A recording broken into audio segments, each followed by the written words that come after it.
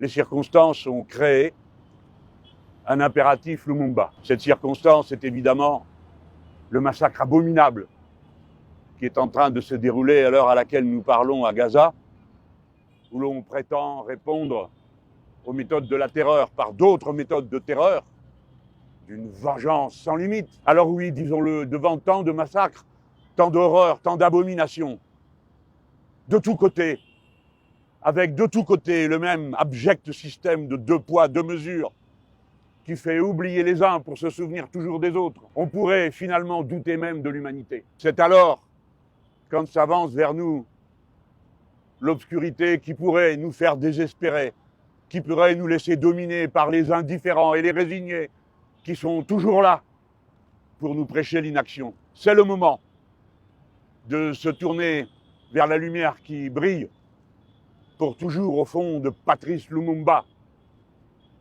comme le peuple congolais, après tant d'années. Et alors même qu'on aurait pu penser que le souvenir de Patrice Lumumba serait moins vif, se sont rassemblés par milliers au retour de ses restes. Patrice Lumumba, nous voulons t'accueillir dans le panthéon des femmes et des hommes qui sont les héros de la condition humaine en tout lieu, sous toutes les latitudes, face à toutes les différences qui peuvent distinguer les êtres humains. Lumumba, nous voulons faire nôtre les vertus et la vertu essentielle que tu nous as enseignées. Tu étais capable d'assumer la conflictualité parce que tu avais compris qu'elle est à l'origine de toute chose. Et tu l'acceptais pour la dénouer, sans jamais avoir les pudeurs de langage qui permettent aux puissants d'euphémiser. Ainsi as-tu, dans ton discours sur l'indépendance, bravé les usages en nommant par leur nom l'exploitation odieuse du colonialisme qui était ici au Congo, pire si cela est possible que partout ailleurs. Tu l'as fait et cela indignait le roi, paraît-il. Ce qui nous, avec le passage du temps, nous indigne, c'est l'indignation du roi à ce moment-là, parce que tu nommais les choses. Parler cru et dru, nous l'avons appris de toi, Lumumba. Et nous continuons à nous y tenir, parce que c'est la seule manière, en nommant les choses par leur nom, à la fois d'assumer la conflictualité et de la dénouer.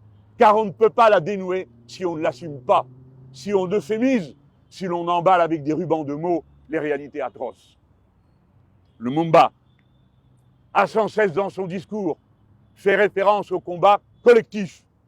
Il n'a cessé de dire que la victoire avait été payée du prix de la lutte et qu'elle était une victoire collective. Mais Lumumba s'appelle Lumumba, Patrice Lumumba. Il nous a montré de cette façon que si le courage de tous est possible, il ne l'est qu'à la condition préalable du courage de quelques-uns qui brisent l'inertie, la résignation. Et le courage de quelques-uns commence toujours par le courage singulier de la première goutte qui coule, de la première femme, du premier homme qui s'avance et dans l'obscurité de la résignation allume la lumière du combat. Et c'est en le faisant qu'il prend pour lui-même tous les risques. Lumumba a été assassiné et en même temps que sa mémoire vit en nous, vit dans l'histoire longue et dans sa trame les causes, les raisons, les mobiles de son assassinat. C'est-à-dire la cupidité absolue des occupants qui ne se résignent jamais au fait qu'on leur tienne tête. Voilà de quoi est mort Patrice Lumumba, par l'entremise de bas agents qui l'ont assassiné au nom de la civilisation, du bien contre le mal, qui l'ont découpé en morceaux au nom des mêmes grands mots et pour finir dissous dans l'acide. Voilà ce que vaut la civilisation de ceux qui ont commis le crime. Voilà ce que valent en réalité les valeurs dont ils ne cessent de se décorer.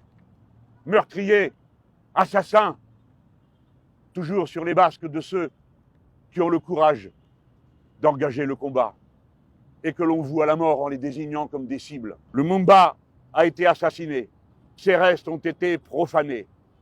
Mais il aura suffi qu'on en ramène la part la plus modeste pour qu'aussitôt le peuple congolais sache qu'il est là, bien là, tout entier là, avec nous encore à cette heure et au moment où je vous parle. Lumumba, par son destin, par son engagement, nous a enseigné la vertu suprême du citoyen, qui est l'engagement, s'avancer et faire. Ne jamais accepter que les choses aillent d'elles-mêmes. L'histoire contient toujours et à toutes les époques le même absurde mélange du meilleur et du pire. Mais qui ne s'avance pas pour le meilleur perd le droit ensuite de se plaindre du pire et se trouve désarmé devant lui pour le combattre, s'il a laissé les partisans du meilleur mener seuls le combat. Voilà la plus grande des leçons. Voici celle qu'il nous faut enseigner, comme il nous l'a demandé en commençant son discours le jour de l'indépendance, où il nous a demandé d'enseigner la gloire du combat pour la liberté qu'il avait mené, et il nous avait demandé de le faire à nos enfants et à nos petits-enfants. C'est cette tâche que j'accomplis pour les Français, pour les insoumis devant vous. Je voudrais enseigner la vertu de Lumumba, l'engagement. Jeunes gens qui m'écoutez, c'est votre tâche et votre devoir de faire le choix de vous engager pour le bien de votre pays, mais pour la communauté dont vous faites partie, laquelle? Le peuple humain, à l'heure où les plus grands dangers s'accumulent pour lui. Jeunes gens, imitez l'audace de Patrice Lumumba, avec vos mots, avec vos méthodes, avec vos chants, avec vos dessins, avec vos bulletins de vote. Soyez au sens le plus élevé des lumumbistes, c'est-à-dire des gens qui n'ont peur de rien, sitôt qu'il s'agit de l'absolu auquel ils décident de vouer leur liberté. La liberté, la liberté. Merci Patrice Lumumba de nous avoir ouvert ce chemin.